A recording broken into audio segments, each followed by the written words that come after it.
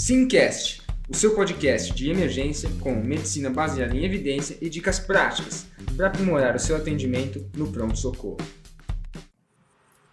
Fala galera, o Simcast é um podcast com propósitos educacionais e não deve ser usado isoladamente para diagnóstico, tratamento e prevenção de doenças. Além disso, não deve ser interpretado como um guideline, mas sim como opinião de nossos especialistas. Então fala galera, aqui é o Dudu da Sim e hoje no Simcast de novo tem o Vitão, grande mestre Vitão, assistente do HC, ex-preceptor do Hospital das Clínicas, tá sempre nos cursos práticos com a gente, sempre no nosso podcast aqui com Medicina Baseada em Evidência e de novo, mais uma vez a gente vai trazer Medicina Baseada em Evidência, o que tem de mais novo por aí. E a gente escolheu um tema, né, que é basicamente intubação no trauma. A gente vai falar de um estudo aí, né, que é um estudo que basicamente comparou a videolaringoscopia, né, no ambiente do trauma. Foi um estudo retrospectivo e que é naquela base de dados chamada NEAR, National Emergency Area Registry, e realmente eles têm publicado pra caramba, né? Bom, Vitão, vamos começar. Como é que você tá, amigo? E aí, Du, tudo bem com você? Tá indo as coisas, né? Vamos lá. Vida que segue. Vamos que vamos. Então, cara, primeiro, antes de começar, esse estudo, assim, videolaringoscopia no trauma. Da onde que veio essa ideia? Boa, Du. Então, começando para a gente falar um pouquinho sobre via aérea. Via aérea no trauma é um negócio bem difícil da gente lidar. O trauma em especial é uma patologia que a gente diz trauma, mas na verdade trauma é uma gama gigantesca de patologias diferentes e que são patologias muito diferentes, que causam disfunção de órgãos diferentes. E é muito difícil você centralizar e organizar uma coisa. E a via aérea não vai ser diferente, né? Trauma não é uma causa tão comum assim de intubação no PS, próximo aí a 30% das intubações só vão ser por trauma, 70% vão ser por outras doenças clínicas, mas quando acontece, o trauma em si tem altas taxas do que a gente chama de via aérea anatomicamente e fisiologicamente difícil, que são as via aéreas mais associadas a complicações graves, como parada associada à intubação, hipoxemia grave, choque, coisa e tal. Então, a ideia de estudar a via aérea no trauma veio disso. A ideia é ver, será que a videolaringoscopia ajuda a gente a cuidar melhor da via aérea desses pacientes? Boa. E quais são os problemas da videolaringoscopia nesse contexto aí? Então, Du, a gente não tinha muita experiência com o uso de videolaringoscópio. A gente vai ver que os maiores serviços de trauma aqui do Brasil não têm muito costume. Os americanos eram parecidos com isso. Eles não tinham muito costume de usar rotineiramente o videolaringo para o trauma, pelo menos não nos anos 90. Mas desde então, a videolaringoscopia está cada vez mais prevalente. Os estudos de prevalência mostram que está cada vez mais comum o dispositivo. As pessoas estão pegando cada vez mais mão. E nada mais justo do que a gente tentar usar para o trauma. Se para o paciente geral era útil, talvez valha usar para o trauma. O grande questionamento que muita gente tinha em relação ao uso do videolaringoscópio é porque a maior parte dos videolaringoscópios usa por meio de uma fibra ótica ou parecido. E na hora que o sangue entra na fibra ótica e oclui aquela entradazinha da fibra ótica, às vezes fica difícil de ver e você não vai ter muita opção. Às vezes você tem que trocar a lâmina do videolaringo, porque senão não vai dar certo, o que pode complicar um pouco a intubação. Então tinha esse questionamento, será que o sangue do trauma é um problema e será que isso talvez dificulte o uso do vídeo? Mas fazia sentido a gente pesquisar, né? Será que medicina baseada em evidência está aí para ajudar a gente a responder essas respostas?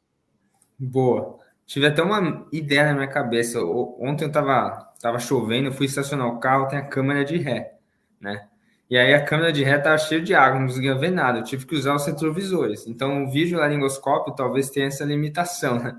Mas, Exatamente, bom, era o mesmo medo, era o mesmo medo. tá, porque fica cheio de água na frente, de sangue na frente da câmera, você não vê nada. Beleza. Então, nesse estudo, né? Onde é que ele foi publicado, Vitor? No Annals of Emergency Medicine, certo? Exatamente. O Annals é a revista americana de medicina de emergência, talvez a que tem o maior fator de impacto, a que é mais disponível aí em relação à medicina de emergência, né? A maior parte dos artigos do estudo NIR são publicados no Annals ou em jornais irmãos. Boa. E qual que é o desenho desse estudo, Vitão? Pô, Edu, então para a gente falar sobre o desenho desse estudo, vale a pena a gente falar sobre o que é esse grande grupo de estudos, esse registro americano de via aérea, que é o NIER. O NIER é um grupo de estudos, na verdade, que foi criado aí no meio dos anos 90, e ele é chefiado pela Faculdade de Medicina de Harvard, pelo Departamento de Medicina de Emergência da Faculdade de Medicina de Harvard, e a ideia deles era, gente, a medicina de emergência está crescendo, e algo que a gente viu é toda aquela literatura que a gente conhece da anestesia, que é desenvolvida há anos, sei lá, 50, 100 anos de que a anestesia é bem estabelecida no mundo, aquela literatura, aquela ciência que a gente lê, não parece ser muito adaptável ao paciente do PS. O paciente do PS, a emergência aguda, talvez quando eu vou manipular a via aérea dele, eu tenha algumas diferenças. Será que a gente conseguiria, de maneira significativa, avaliar esse estudo? E avaliar de uma maneira científica esse tipo de via aérea no PS? Essa foi a ideia inicial do NIR, pelo menos inicial deles, né? Beleza. Então tem muita informação nisso aí, né? Já coletaram muita coisa até agora. E você sabe o que o NIA já publicou até agora? Boa, Du. Então, eles publicaram muita coisa, tem muito artigo em revista indexada, muita coisa grande, e atualmente o NIR é a principal fonte de manejo de via aérea no mundo, no pronto-socorro para o mundo, né? Eles provavelmente são os estudos mais robustos e que dão mais informação para a gente. Qual que era a ideia do NIR, então? O que é que eles decidiram fazer? Via aérea no PS é um negócio muito difícil, porque os doentes são muito divergentes um do outro um dos outros. Ao mesmo tempo, a quantidade de intubações no PS não é tão grande. Não é que nem um anestesista que faz 4, 5 intubações por dia. A gente, às vezes, intuba, alguns pronto-socorros intubam uma vez por semana, até menos em alguns serviços. Então, a gente não tem um N tão grande. Como que a gente vai fazer, então? Será que não vale a gente se juntar e fazer todo mundo junto? E essa foi a ideia do NIR. Eles pegaram vários grupos de grandes serviços americanos, a maior parte dos serviços dos departamentos de emergência eram departamentos grandes, de hospitais terciários, hospitais acadêmicos, e aí todo mundo, quando intubava alguém, colocava os dados daquilo dentro de um sistema, e esse sistema era centralizado na Faculdade de Medicina de Harvard, e de lá eles começavam a produzir ciência e publicar novos artigos. Então a ideia do NIR foi isso, juntar um bocado de centro, pegar aquela informação toda e colocar aquilo num grupo de estudos para a gente ter um N maior e conseguir mais informação. Boa, da hora, isso é uma baita ideia. Tem muita gente que faz isso em outros assuntos, né? Tem em UTI, né? Até no Brasil tem também. E tem até recentemente, né? O doutor Ian Maia, certo? Médico do HC, resolveu fazer uma coisa parecida. Conta um pouco pra gente, Vitão. Boa, Du. Essa foi a ideia. Doutor Ian Maia é um amigo meu pessoal, junto com o professor Heraldo, que é um dos professores da disciplina de emergências clínicas aqui do HC. A ideia deles vamos fazer um negócio parecido, porque deu muito certo nos Estados Unidos, eles conseguem um N muito grande, e a gente sabe que a realidade brasileira com certeza é diferente daquilo que a gente está estudando da realidade americana. E aí eles criaram, a ideia atual é criar um estudo que eles estão apelidando de BARCO, Brazilian Airway Registry Corporation. Para quem quer saber mais sobre o assunto, eles já lançaram, já tem um site que está online aí, chama estudobarco.com.br. Eles têm um logo super bonitinho, que é uma velazinha do barco com um laringoscópio. O logo é super bonitinho. Reparei nisso também, porque quando eu vi o site, falei, caramba, esse logo ficou legal. O logo ficou legal, não ficou? E a ideia dos meninos é fazer algo bem parecido. Está numa fase bem inicial ainda, mas eles já começaram a avaliar diferentes centros de estudo. Alguns centros principais aqui do Brasil já foram contactados para fazerem parte do estudo. E a nossa ideia é fazer uma coisa legal, a gente se organizar e tornar a medicina de emergência uma especialidade cada vez mais baseada em evidência e que a gente sabe o que está fazendo. Inclusive, se você quer ser um centro participante, entra lá no site estudobarco.com.br, que tem uma centralzinha que ele explica direitinho como que faz. Qualquer coisa, entre em contato aqui com a Sim, que a gente conversa também com o pessoal que os meninos conversam comigo, a gente conversa com o pessoal do barco. Se vocês quiserem mais informações aí sobre o assunto, quiserem participar e fazer o hospital de vocês ser centro de estudos também.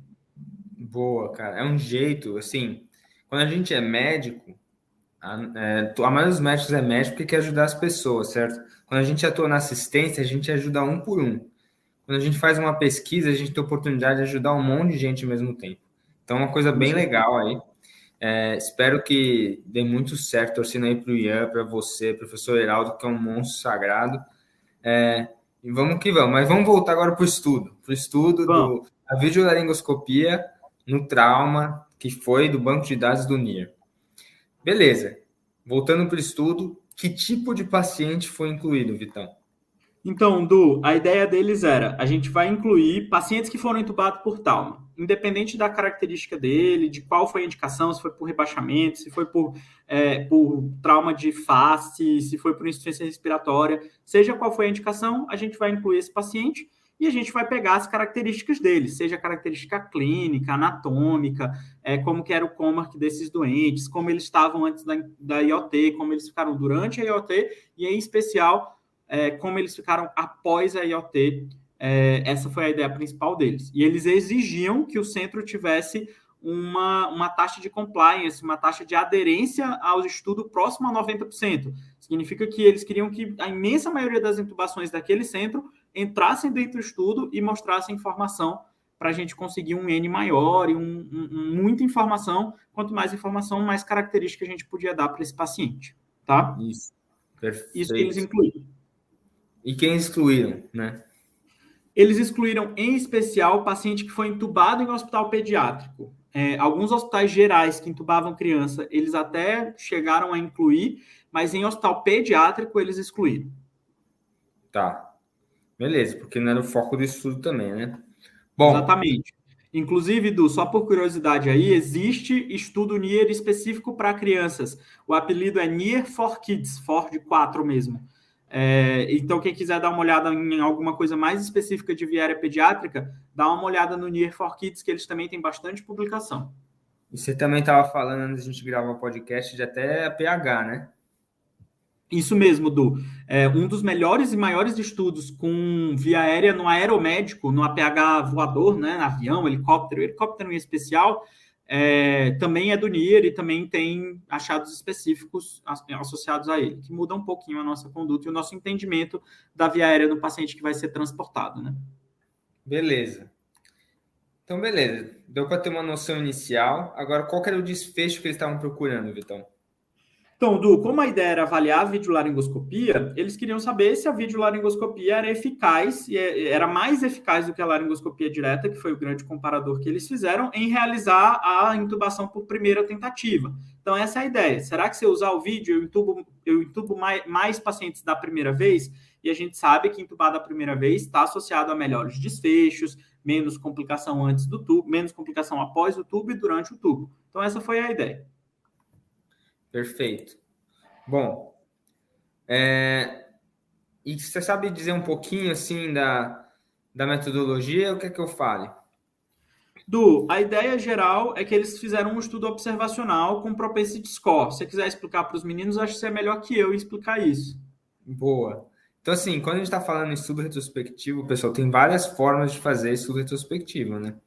E a vantagem do ensaio clínico randomizado, galera, é que você randomiza os pacientes e já do baseline, da linha de base, eles são iguais, os grupos são iguais. Por isso que na tabela 1, geralmente, sempre a gente observa se os grupos, né, o controle e intervenção, são iguais. A ideia do propensity score é basicamente eu fazer uma pontuação, tá? É uma pontuação mais ou menos. E aí eu escolho os riscos associados ao paciente, né? Por exemplo, o que está mais associado a piores desfechos ou para a chance do paciente receber o tratamento. E aí eu faço meio que um score, lógico que quem faz isso é a programação, né? E aí os pacientes vão ganhando pontos. E aí, a partir desses pontos, pelas variáveis que eu escolhi, eu consigo fazer um grupo controle que vai ser parecido com o grupo tratamento, né? Eu vou vendo as características do grupo tratamento e vou pegando meio que pacientes meio iguais, né? Então, por exemplo, vamos dar um exemplo aqui. O meu paciente no trauma foi entubado, ele era um trauma que foi um trauma contuso e tinha DPOC. Aí a gente vai lá numa lista gigante de pacientes controle e procura um paciente muito parecido com ele que não foi entubado com vídeo laringo, foi entubado normalmente. E aí a gente consegue criar grupos muito parecidos, como se tivesse randomizado. Hoje em dia, né, nos estudos retrospectivos, quando faz propensity score, geralmente é considerado o melhor tipo de estudo retrospectivo, porque teoricamente se faz essa pré-randomização. Não é randomizado, tem suas limitações, mas é considerado que tem de melhor ali para fazer estudo retrospectivo. Beleza? Vamos então agora falar dos resultados, Vitão. Quais são os resultados do estudo? Vamos lá. Então, os dados do estudo ele ficou realmente bem robusto, ele teve um N bem grande, eles avaliaram 4.449 intubações por trauma. É muita intubação. Alguns resultados principais aí para o pessoal ter uma noção de mais ou menos como que foi a avaliação. E a principal dos pacientes que eram intubados, trauma contuso era mais comum, depois penetrante, por último as queimaduras. A principal indicação foi TCE associada a politrauma grave, né? Aquele paciente que tem múltiplas disfunções e vários órgãos ao mesmo tempo. Eles tiveram aquilo que a gente já sabia, altas taxas de viéria fisiologicamente difícil, o paciente tinha muita hipoxemia, muito choque, muita acidose. Muitos desses pacientes tinham restrição cervical, a maioria deles tinha restrição cervical, estava em colar cervical, o que a gente sabe que dificulta a manipulação de via aérea dos pacientes. E eles tiveram uma taxa de sucesso relativamente alta, geral, do estudo. Na primeira tentativa foi próximo a 86%, próximo a 87%, e na segunda em 97%. Se a gente for comparar com o último estudo clínico que a gente teve, que foi o NIR de 2015, que também é um estudo bem robusto, um estudo grande, bem robusto, mas é um estudo geral que pegou tanto o clínico quanto o trauma. O clínico tinha uma taxa de primeiro sucesso próximo de 83, então o trauma foi até maior, que a gente é questionável isso, é difícil entender, e o trauma tinha próximo de 84, então faz algum sentido, mais ou menos parecido com aquilo que a gente já sabia. Mas o que pegou mais, na hora que eu fui avaliar esses dados, o que me deixou mais incrível, que eu achei mais incrível, é que eu peguei e comparei com estudos parecidos, não são estudos tão robustos quanto o NIR, mas existem meta-análises australianas que fizeram uma avaliação parecida, e existe uma coorte japonesa também de 2015, que é grande, que mostrou taxas bem diferentes. Os australianos, por exemplo, descreveram uma taxa aí próximo de 81% de passagem na primeira tentativa no trauma, que é uma taxa baixa, né? Se você comparar, quase 5% de chance a mais. Mas os japoneses tiveram uma taxa próxima a 63%, uma taxa muito mais baixa, para a gente ver o quão diferente é em relação a uma região e a outra, e o quanto a manipulação de via aérea pode ser diferente de um serviço para o outro. Aqui no Brasil, sendo sincero com vocês, eu não tenho nenhuma noção de como é realmente esse dado, porque eu não conheço nenhuma série de casos, nenhuma coorte grande, robusta o suficiente para mostrar o que realmente é a taxa de primeira tentativa aqui no Brasil. O barco está aí para isso, né? Exatamente, essa é a ideia do barco. Boa. Beleza, o que mais que eles falaram? Das drogas, que drogas que eles mais usaram no trauma ali?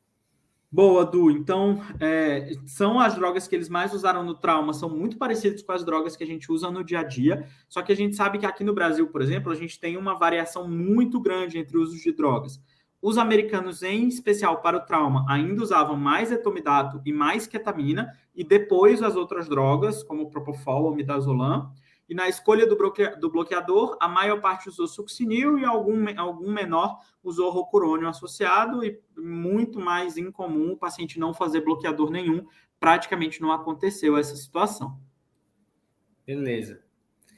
Então, vamos dizer assim, a medicina de emergência na intubação pode ser que esteja caminhando no trauma para uso mais de etomidato e ketamina do que os outros sedativos, e sempre usar bloqueador neuromuscular. Dá para pensar isso aí? Acho que sim, Du. Acho que essa é a tendência mundial, eu diria, na imensa maioria dos congressos internacionais e americanos, que é o maior congresso do mundo. A perspectiva que a gente olha é isso, etomidato, ketamina, principalmente a ketamina, teve um boom muito grande, ela está muito utilizada, tem uma taxa de efeito colateral hemodinâmico, fisiológico muito pequena, o efeito neurológico é significativo, mas os outros não e isso está tornando ela um favorito de uma boa parte dos emergencistas do mundo. E bloqueador neuromuscular é um negócio que o NIR mostrou para a gente que desde os anos 90, a imensa maioria das intubações americanas já são feitas com bloqueador, a succinil a imensa maioria das vezes, e hoje em dia cada vez mais o rocurônio. O rocurônio teve um boom muito grande aí nos últimos anos, está cada vez mais utilizado pelos americanos também. Boa. E no trauma, eles também olharam as complicações, né? Tipo, de estresse de segurança, certo? O que eles viram? Então, Du, a taxa de complicação é alta no trauma. Cerca de 12% das intubações tiveram alguma taxa de complicação, em especial hipóxia, uma hipóxia mais significativa. Geralmente, eles consideravam uma saturação aí menor que 90%, e hipotensão também, uma sistólica menor que 100, menor que 90%. Mas não foi relacionado ao dispositivo, foi muito associado à situação clínica, ao trauma em si, que a gente já comentou. É uma viária fisiologicamente difícil, muito frequente, e quando acontece pode ser um problema e pode estar associado a complicações bem graves que pode levar ao óbito do paciente, né? Inclusive, a taxa de PCR deles foi próxima a 1%. Se a gente levar em conta os últimos estudos clínicos gerais que mostraram uma taxa próxima a 0,3, 0,4, a taxa de PCR peritubo deles foi alta, mostrando o quão grave é o doente vítima de trauma, né? Trauma grave. É bem grave, ainda mais aquele que está indo para intubação, né? Então, bom. E a respeito da vídeo, para a gente finalizar ali os resultados, a respeito da videolaringoscopia, o que eles viram? Boa, Du. Esse talvez seja o resultado mais significativo e que talvez mais vale a pena a gente ponderar no dia a dia da nossa prática clínica. O que eles mostraram é que quando eles fizeram o score de propensão, como você já comentou, e eles compararam a videolaringoscopia com a laringoscopia direta, a videolaringoscopia tinha um odds ratio de 2, ou seja, aumentava significativamente, aí em cerca de 2 vezes, a chance desse paciente ser intubado na primeira tentativa, quando eu usava a videolaringoscopia, quando eu comparei a laringoscopia direta. Com intervalo de significância bom, né? Maior que 1, que não chega no 1, que vale para a gente um P significativo, aí uma significância importante para esse caso, mostrando para a gente que provavelmente tem benefício do uso da videolaringoscopia na primeira tentativa. Boa. E os outros desfechos aí? Tem mais alguma coisa que eles viram? Aí eles viram 4 outros desfechos significativos que eles queriam achar critérios que realmente foram bons definidores de dificuldade de via aérea. A maior parte desses critérios não tem uma significância tão importante, mas reduziram a chance desse paciente ser intubado. Em especial, a impressão inicial do médico de que a via aérea ia ser difícil. A presença de sangue e de vômitos, a gente já comentou, isso é algo que claramente dificulta a via aérea no trauma. A presença de sinais de via aérea obstruída, em especial a presença de sangue, como a gente já comentou, e a necessidade de manipulação laringe externa para você conseguir entubar o doente, que também foi diretamente associada a uma via aérea difícil. Então, de uma maneira geral, esses são os critérios que dificultam mais a via aérea no trauma, foi o que eles acreditam, pelo menos, pela avaliação estatística deles do estudo. Boa. Acho legal, porque quando a gente pensa em via aérea difícil, né, a gente pensa no Lemon, né, que o L seria de Luke Sternly, que é basicamente avaliar o paciente como um todo e ver as dificuldades que você vai encontrar. Aquele Evaluate 332, né, para ver a abertura que é bem difícil de fazer no trauma. Muito difícil. O Malampati, que na emergência é bem difícil. Aí vem O de obstrução obesidade e o N de neck, mobilidade do pescoço, né? E aí eles trouxeram coisas novas aí, né? Que no trauma a gente não sabia. Então, quando você estiver no trauma, galera, vocês forem ver um paciente que você vai ter que intubar, você vai ter que avaliar a dificuldade, né? Sempre bom você estar preparado. Então, impressão inicial de via difícil, se você acha que vai ser difícil, provavelmente vai ser difícil. Se o paciente está com muito vômito ou sangue, se tem algum sinal de obstrução de via aérea e se tem uma manipulação da laringe externa. Então, acho que no trauma seria tipo um Lemon do trauma. Bom, os outros critérios que você comentou provavelmente também são importantes no trauma. A maior parte dos estudos que validou o Lemon são estudos grandes, estudos que usaram todos os critérios. Na verdade, a maior parte deles são estudos de anestesia e não estudos de PS que validaram o Lemon, mas eles levavam em conta muitos pacientes que tinham características também inclusivas no trauma. Então, o Lemon também é válido. Não foi, até onde eu sei, eu não conheço nenhum estudo específico de trauma, Acho que vale como extra aí para a gente, né? Não só como substituto, mas muito mais como um extra de dica de viária difícil no trauma. Sim, sempre se preparar, galera. Beleza. Então, a gente já falou basicamente do que é o estudo, inclusão dos pacientes, exclusão, o que eles queriam ver, quais foram os resultados, né? Vamos agora para as limitações. Quais são as limitações desse estudo? Boa, Du. Então, de uma maneira geral, as limitações são todas aquelas compatíveis com estudos observacionais, né? Se eu estou fazendo observacional, eu não randomizei o paciente, não é um ensaio clínico, então eu não vou conseguir aquela boa característica da randomização que me permite ter grupos mais parecidos, mais homogêneos.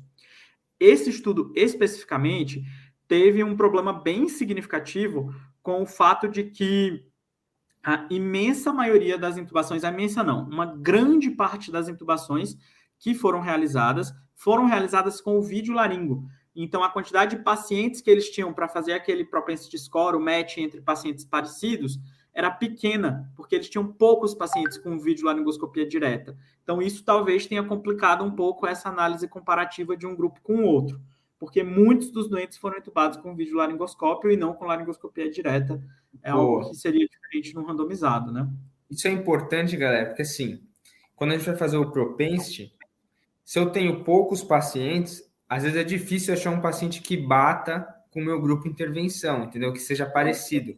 Então, se eu tenho uma lista gigantesca de pacientes, é mais fácil eu achar um paciente similar para fazer meu propensity. Então, geralmente, quando a gente faz propensity score, tem, sei lá, 100 mil pacientes, e aí depois você faz o propensity score, fica 2 grupos de 5 mil, por exemplo. Porque você acaba excluindo um monte, porque eles são muito diferentes do grupo. Mas, bom, tudo bem. O que mais, Vitão? Outro ponto que o próprio estudo já se identifica. Os serviços que entraram na maior parte do trauma eram centros de trauma complexos e acadêmicos nos Estados Unidos, que a imensa maioria tinha residência em medicina de emergência. E o próprio estudo descreve que extrapolar os dados de via aérea desses centros, que tinham médicos com muita experiência com videolaringoscopia, que desde o R1 ensinavam para os médicos a usar o videolaringoscópio, é muito difícil eu dizer que os resultados que eu fiz, um estudo que centrou nesses serviços, é extrapolável, permite ser extrapolado para o resto dos Estados Unidos. Imagina para o resto do mundo, que está começando a usar o videolaringo agora e cada vez mais disponível no Brasil, mas que ainda não é rotina da maior parte dos serviços. Quem dos nossos ouvintes aí usou o videolaringoscópio ou foi treinado com o videolaringoscópio no seu dia a dia, né, Edu? É verdade, né? Então, perde um pouco de validade externa e aplicabilidade para a nossa realidade, né? Bom, beleza, Vitão. Acho que a gente pode partir agora para a conclusão. Faz um resumo do que você concluiu desse estudo. Então, Du, o que eu concluí primeiro, o NIR é uma fonte muito importante de informação, mas, infelizmente, atualmente, é muito difícil a gente usar o NIR para substituir e dar o mesmo poder que um estudo randomizado. Então, a gente vai precisar chegar a um momento em que essas dúvidas muito significativas que a gente tem em via aérea, como será que o fentanil realmente é muito prejudicial ou será que ele é muito benéfico, a gente não tem essa resposta, o uso rotineiro do fentanil, ou será que o videolaringo realmente é superior à laringoscopia direta para o paciente geral, a gente também não tem essa certeza, apesar de serem suposições muito utilizadas na prática. Então, o que eu tiro o NIR é super importante, mas a gente precisa começar a fazer randomizado no PS e a gente tem que começar a abrir isso para a gente ter informações mais definitivas. Então, essa é a primeira conclusão sobre o NIR.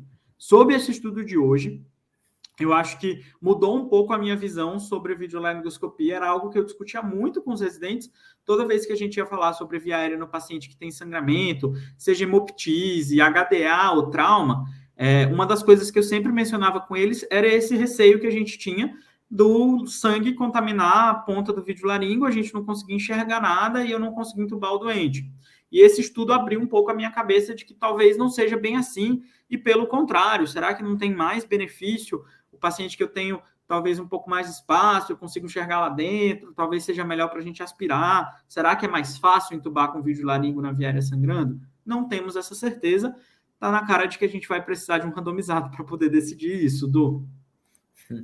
Acho que esses estudos assim servem para meio que para a gente ser mais humilde, entendeu? Porque às vezes a gente acha que tem ideias na cabeça, a gente parte do princípio de que, tipo, baseado nisso, como por exemplo do vídeo ficar sujo, né? Que a gente sempre achava isso, né? A gente fala, não, talvez não seja assim, né?